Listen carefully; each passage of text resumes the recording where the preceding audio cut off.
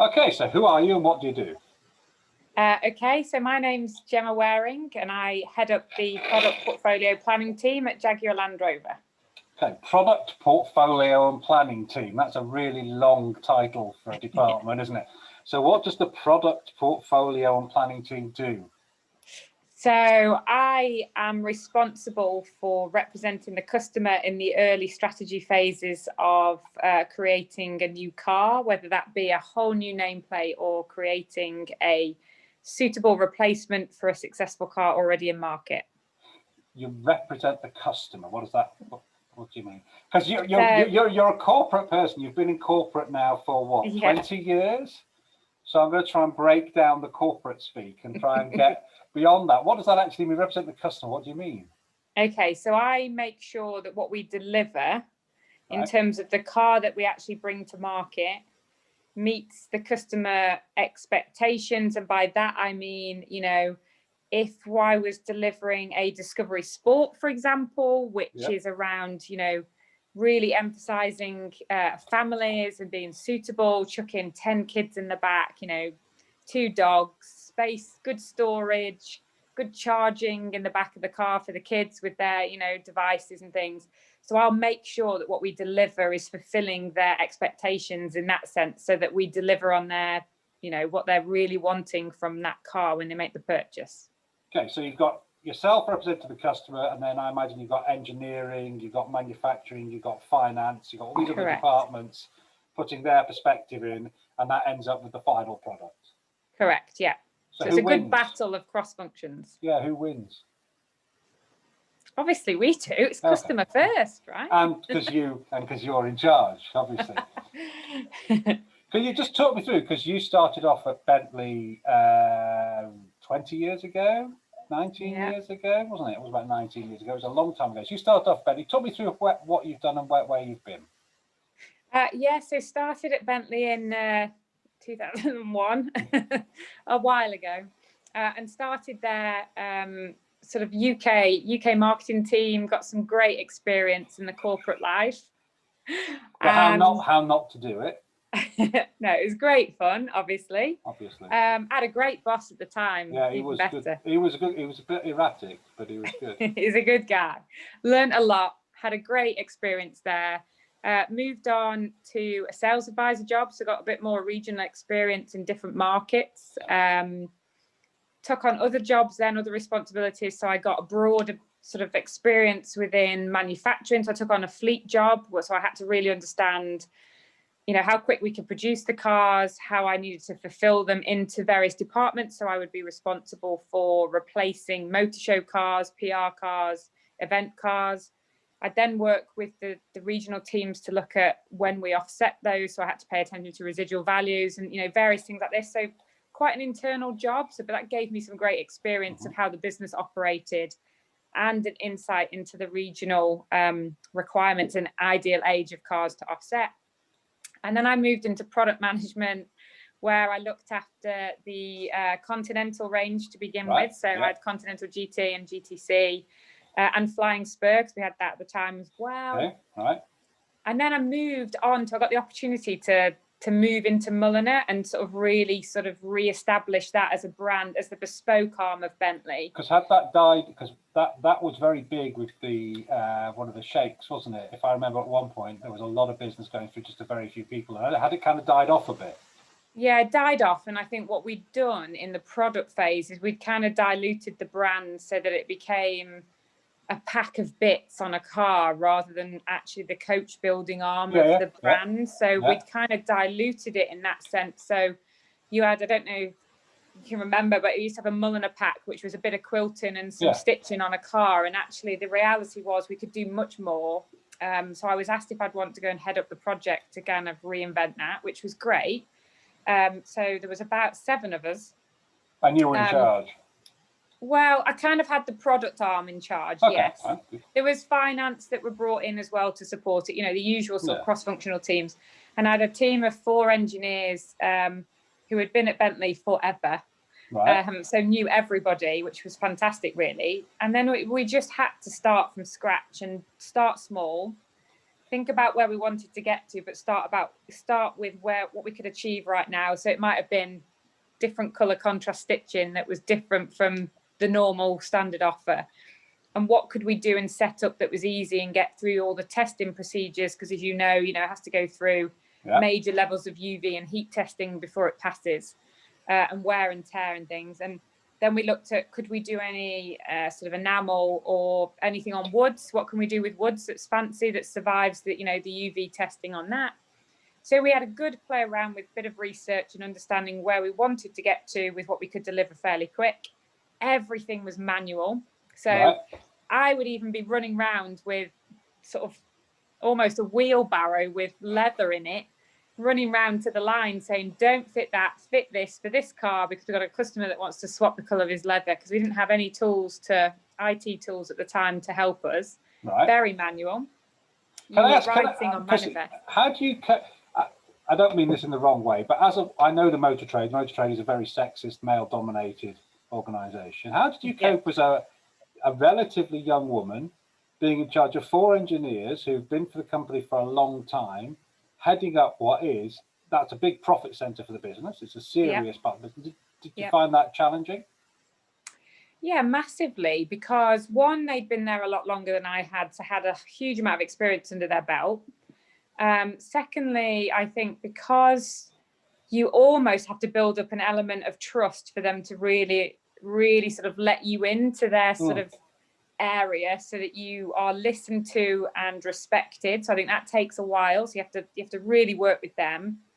And I think from my perspective, the one thing that I definitely do now is I spend time building that trust. So I work with them.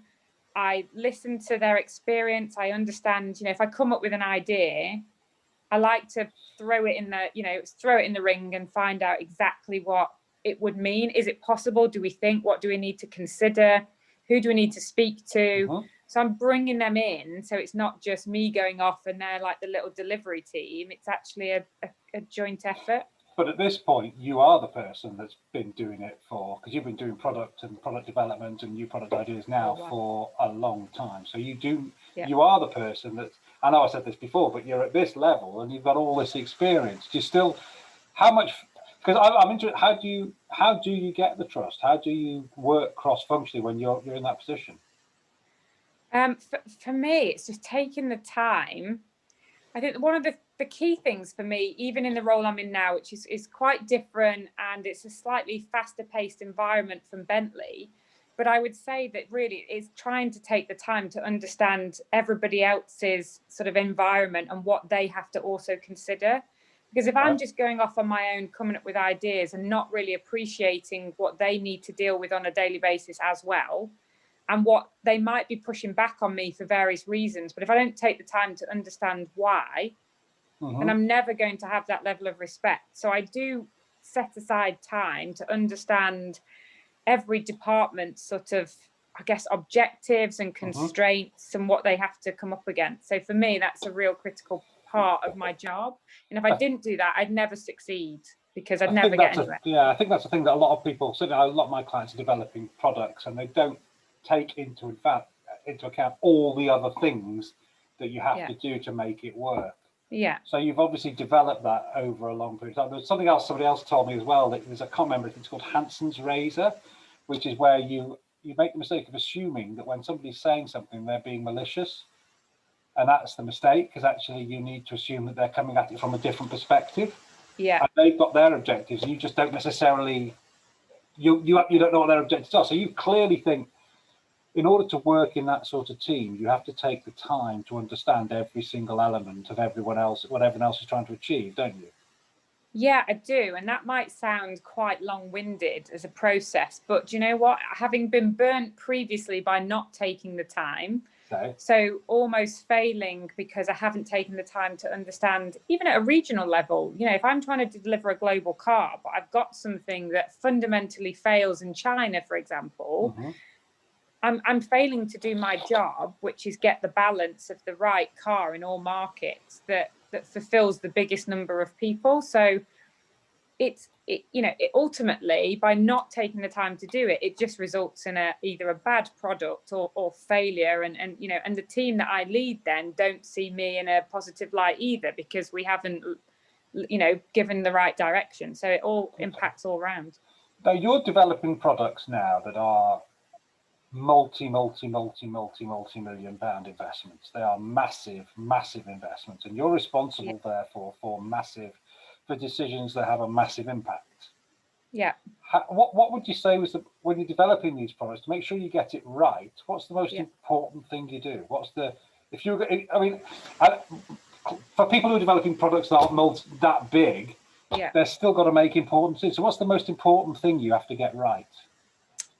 So I would say the journey that I go on in particular, and sort of instilled in my team, is very much around, I do a whole piece of work before I get to the end answer. So in that, it can take me somewhere between 6 and 12 months, depending on what I'm doing. And I will analyze the market, the trends, customer feedback. So if I'm replacing a car that's already exists today, so this is about new, won't be a facelift as such, it'd be a new nameplate, or maybe on a new architecture, so it's on a different platform. Right. Or we've decided we're going to go BEV only, for example, instead of having electric only, rather than having an internal combustion engine only. So we'll play around with all these factors now that are influencing our decisions.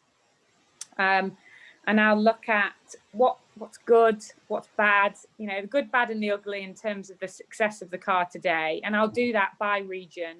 And we do that with our research department. So I'm lucky enough to have a research department that has regular inputs of data analytics. So we have a car buying survey that we analyze, that customers who purchase our cars and competitor cars will fill in. We'll get feedback, so we know why they didn't buy our car, why they did, and what they thought of it. When they've had it for 6 months, what was their view? Did it change? So we'll really try and get into the heads of the customers in that way, using the analytics. That gives me the opportunity then to really come to a conclusion as to what worked and what didn't. So what have I got to fix if I'm doing this again?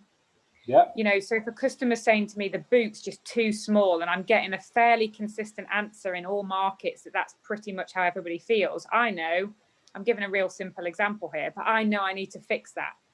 So that will be on a document that we call a customer order card. Now that sounds fairly complex, but that is a simple document that is supposed to represent what that car needs to deliver to meet the customer's expectations. So as I said at the beginning, that's really what I do. It's almost a checklist for me to say, if you want me to charge this amount of money and sell this many cars, I need you to deliver these 25 things on this sheet of paper. And they have to fulfill it to this level. And here's who I want you to target. So I'll be also consciously aware of the competitors I'm up against and what they're doing and what they offer. And how they offer those cars to customers. So there'll be different specifications and things. So you're starting customer first. I know you start customer first, and then you're working your way back to, you start with target customer, what the customer expects. And then you're working your way back to, right, this is what you've got to deliver. Because a lot of people, they say, this is what I can make. Therefore, this is what the customer wants, and therefore, this is what I can charge. I've got lots of people I know who do that. They basically cost plus. So how do you arrive at the price? So we will. Let's say you're doing a new car. How do you arrive at? I know in simple terms. I just do it. But how do you come up with the price? What do you do? So we'll obviously pay attention to where we are today. But if it's a brand new car, we'll take the competitors that we're aiming for, and we'll take what we call the basket of competitors. So we'll take a bunch of them. We'll analyze where they are, and we'll place ourselves either above them, in the middle, just below, and we'll think about the sensible bit of pricing. We'll run a bit of price volume elasticity to say, if we go too high, what does it do to our volume? We'll have some good sort of levers. Do you still do value analysis with? Sort of. It's not quite the same way. I am a bit old, aren't I? It's not quite. You're much more sophisticated now. I don't know. It still involves an Excel spreadsheet. It sounds like when I was at Volvo, we used to come up with business cases. If we were changing a engine side or changing anything, and you had this document, you went through all the process, and it had all the, and at the end of the day, you arrive at the conclusion from the analysis. Yeah. But so what? Because what a lot of people do wrong, in our experience from a pricing point of view, is they come up with they kind of come up with a price based on cost plus, as opposed to this is the price, and therefore this is what we've got to do in the manufacturing to make it work. And it sounds like you're going it the opposite way. You're coming with, this is what the customer needs, this is what the competitors are doing, so this is what we should charge, and this is what I need to deliver. Yeah. Is that right? So back into the business, because obviously we get squeezed. That's the nature of life, isn't it? So we'll always be told, can you charge a bit more? Can you sell a bit more? So I'll always get that squeeze. I think the important thing for us is to make sure that if, you know, my argument back into the business is if you deliver to my customer order card to 100%, then I will deliver that price, that volume. Any movements away from that customer order card and I will walk backwards because you're not delivering what I need you to fulfill those customer expectations. So there's a squeeze I'm putting back in the business. So you can walk backwards on the volume expectations, and they're putting pressure on the volume expectations one way and you're walking backwards in the other way. Yeah. So it's a balance, and it's a difficult balance because things happen along the way. That means you've got to overcome challenges, and I do have to be flexible, but I've also got to stand really strong against an engineering department that just set targets and want to chase targets without thinking about what that really delivers to a customer. Yeah. You know, I will be worried about headroom in a car, and they'll go, oh, but if I've got a lower roof, I'm more efficient. Yeah. Okay. Yeah. But I need headroom because I've got customers that need to sit in this car. Yes. That actually potentially are in this car on a daily commute, taking kids, going on holiday, you know, packing it full of gubbins when they go on holiday and suitcases and things. So, you know, I'm trying to find the balance between everyday usability and how people use it and getting the balance to the business. And that's why I was saying at the beginning, the really important thing for me to understand is why they're coming at me with that. So what's really the trigger behind them pushing efficiency? And they've got to understand why I'm pushing the customer view, which isn't the same as where manufacturing or engineering would come from. Because a customer, when they buy a car, doesn't need to think about, can I, you know, they'll go in and they'll say, I want to tow 4,000 tons of caravan. I want to be able to carry my canoe on the roof. I want to be able to carry 6 kids and 2 dogs and a family, whereas engineering will have some efficiency targets for CO2, for example, and you know, we're all aiming towards carbon neutral and really making, you know, improvements in our emissions, and that might mean those things that a customer wants are now basically having to change. But a customer won't ever think that way because they'll just come in and want everything for the money. But you're representing the customer, and all your line is this is what the customer needs, and in order to hit the targets, this is what we need. Because that's completely different to a lot of product development that smaller businesses do. Yeah. Smaller businesses have an idea, they develop the product, they think they've got an idea of what the customer wants, and it's completely against your process. Your process starts with the customer and then works its way back. But you've also got manufacturing engineering, starting with engineering and working their way forward, haven't you? Yeah. And you kind of meet at this point in the middle. Yeah, and that bit in the middle where you meet is where the friction is, where you're trying to get your best balance. So it's all around compromise and understanding if we let go of one, I don't know, let's use a really bad example, but let's say I'm fighting for an opening sunroof on a car, trying to think of an example, and engineering are going, oh, but by doing that, you're going to lose headroom, and your fuel efficiency is going to go up. It's not going to be very good. So, okay, if I go to a fixed glass sunroof, like we're moving into, is in terms of, you know, the modern sort of designs of cars now, that might give me all my design, all my headroom back. It might improve my efficiency, and it might mean I get a better light interior and people feel that it's still spacious and they don't actually notice it doesn't open. So there'll be balances and compromises all the way through. But the important role I play in this is making sure that I stand true to the original sort of objective I set out from a customer, to understand what I'm walking away from and where the compromises are and why I'm agreeing to those. And then also, probably controversially, holding the engineers to that target that we've just compromised on. Because what you don't want to do is to keep going like this, and I end up with a car down here. Yeah, you end up with something that doesn't work. How do you test that? Let's go back to that example. Do you then test that with the customers? Do you produce a prototype or a prototype or whatever with the fixed sunroof and test it with customers and see what they want? Yeah, so we do a lot of work on that. So we'll produce sort of clay models and various things, and we'll get people to sit in and understand. We'll ask simple questions about, with or without. If we've got cars that exist already with a fixed glass roof and an opening, we'll get them in both and do an analysis to say which is better. Do you ever open it? Do you ever notice it opens? Do you use it? How often do you use it? If you couldn't deliver a blind for your sunroof, do you still want a blind? So we'll really try and understand how important it is. And what you will find is that, you'll get Chinese customers, for example, that is really critical, and the US customers that'll be really critical. But to the UK and to the colder markets, they'll be like, I don't. Maybe in the hot summer on a couple of days, yes, I'll use it, but it's not the be all and end all for me, and I'd still purchase a car as a result.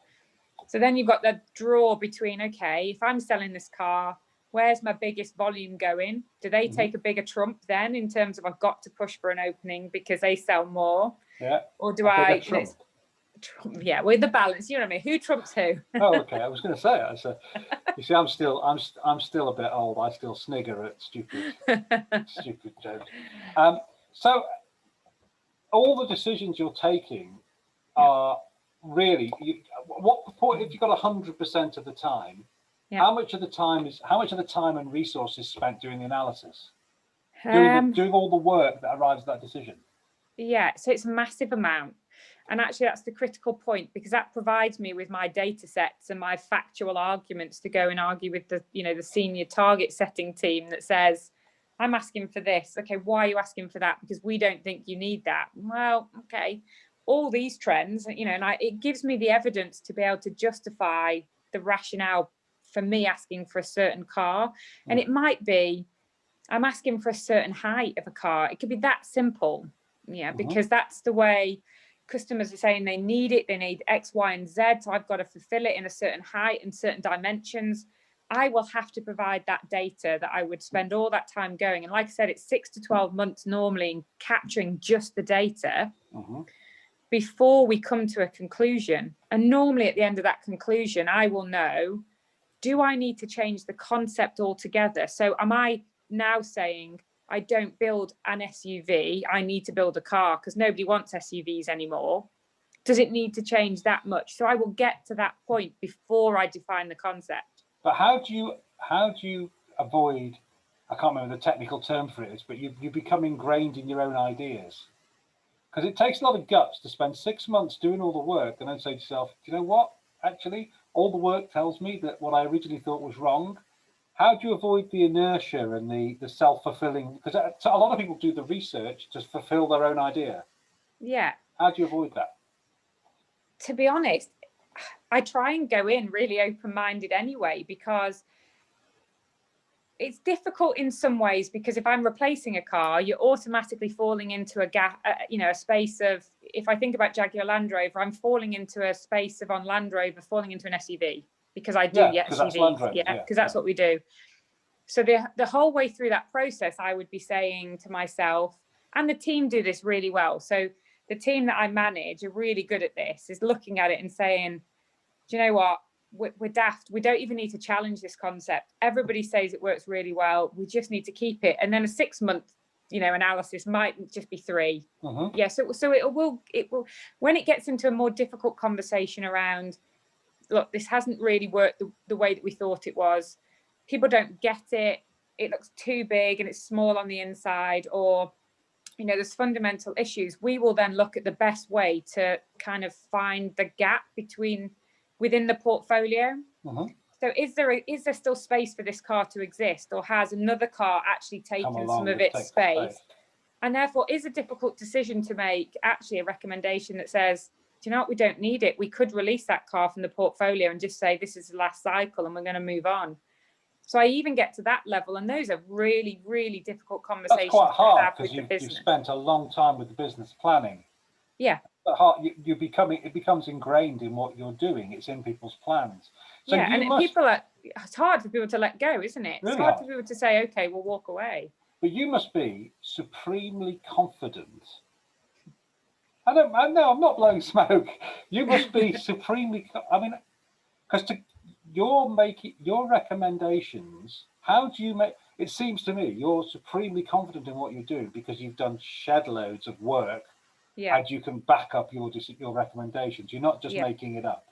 yeah, You've done all the work, and so this is what you're saying, and if anyone questions it, you say, well, actually, this is the reasons why it shows this. If you don't agree, that's great. Yeah. But you must have built over the years a level of a thickness of skin and a supreme confidence, mustn't you?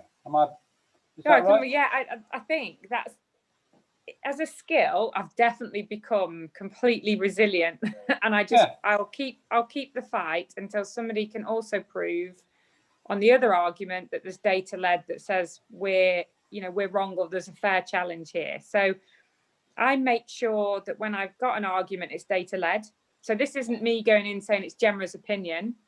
I have data that backs up that direction. Yeah. And sometimes there is some bits where it feels a bit trendy, and we're looking at future trends, and it looks like everyone's moving to the cities, and then you have a look now and everybody's moving to the country because of COVID. We'll look at those things and just keep those in our mind. But there is also an opportunity for another department to come along and say, look, everything we're getting from the suppliers and the engineering teams is pushing towards this, and that's the challenge we've got to do. Okay. But I will stand strong on our data, and like I say, there are negotiations within that, but it is all data led. It is. I think that's the big thing. That's why I wanted to talk to you, because we're doing stuff we're working with smaller businesses, developing new products and other ideas, right? Yeah. And the thing they miss is you arrive at your decision based on all this. Yeah. And what tends to happen is they arrive at a decision and then they research to validate it. If you're not doing that, you're researching to arrive at a decision. Yeah. Yeah. Okay. No, okay. And then on that journey, I on the way there, so say we've come up with we're going to replace a car. It won't be that different, but we're going to fix these issues. Yeah. That's the simplest way of us doing it. That's a simple example. We'll test various themes then. We'll say, okay, that's the decision. We know what the concept is, i.e. it's an SUV and it's going to have 5 doors and 4 wheels and, some roof rails. We'll then have design support us in 3 or 4 different themes of design, and we'll test all of them.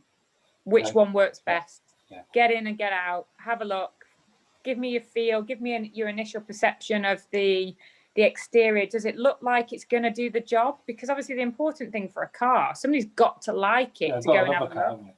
Yeah. You got to. And if you look at research, everybody will say, why did you buy? Everybody puts design as the first choice. Yeah. I bought it because it looked good, but it's also got to look like it'll do a job. Yeah. And that's the balance for us. Yeah.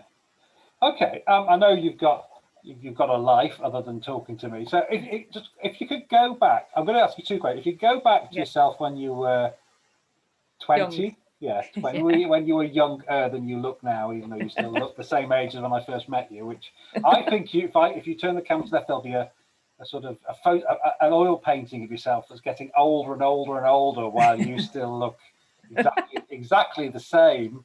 I hate it because I can see myself now. If you can go back to what would you, what lesson would you pass to yourself? I'll tell you mine, and you can understand this. I would go back to myself 19 years ago and tell me to shut up. Okay. Just shut up.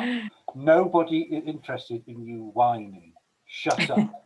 So what would you go back and tell yourself? So I have learned. What I would have done, I would say listening is a big one, funnily enough, because I think in my younger days, I probably didn't do enough of that. And I probably thought, what do you know? It's good. I'm a bit cocky. It's right. I know what I'm talking about. Bolshy little. But I think actually now, having just had to learn the hard way and know that, and again, I know we've spoken about this, but a female in a very male-dominated environment, as much as no one wants to talk about that, I have to almost overtly prove everything I talk about. And in order for me to be successful, I have to listen and understand everybody else's viewpoint for me to be able to convince and provide really compelling arguments that says, you've got to listen to me. So for me, it's just as important to listen to everybody else and think, okay, I know what you're saying on there. I'll log that. I got that. And then I'll work out how I need to answer my question, because I know where each individual is sitting, what part of the fence they're sitting on, and what I need to bowl them over with. So you've got more thoughtful and considered. I've got more thoughtful, yeah. And I think that's a key skill. You've got more thought. Okay, so we've all had a really tough year, to say the least. And you will have had it even worse, because your child was what, when we all locked down, she was 8-9 months old. Yeah. So if you could go back a year to January last year to help, what would you tell yourself? What would you tell yourself? What would I tell myself? I'd still probably tell myself to just, I probably still get a little bit too wrapped up in the decisions and can take things personally. So I'd probably say, step back, take a breath. And I guess I'm back to the thoughtfulness. There's still an element for me where I need to build on that and just get a little bit more, okay, it's okay. And I personally, with that question being aimed at me with my experience of having a young child, for me, it was about not having to overtly prove myself that I was still the same person after coming back off maternity.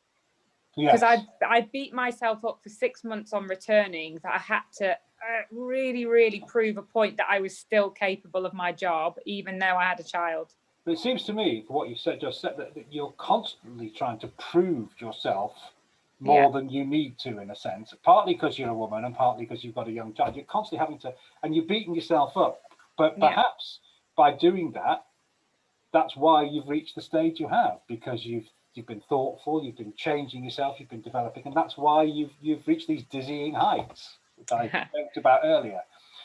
Okay. What I've been really interested in is the data led and the customer. And I know to you it's bread and butter, but to a lot of people who I work with, you're doing it in a completely different way, and we can all admire the way, if you pick an automotive brand that delivers fantastic cars consistently. I know you're in there, you probably say they don't always, but Jaguar Land Rover are delivering fantastic cars consistently. And they don't put a foot wrong that often. So I'm really grateful for your time. And thank you. So I'll say thank you very much, and I'll let you go. Okay, thank you. Thank you very much.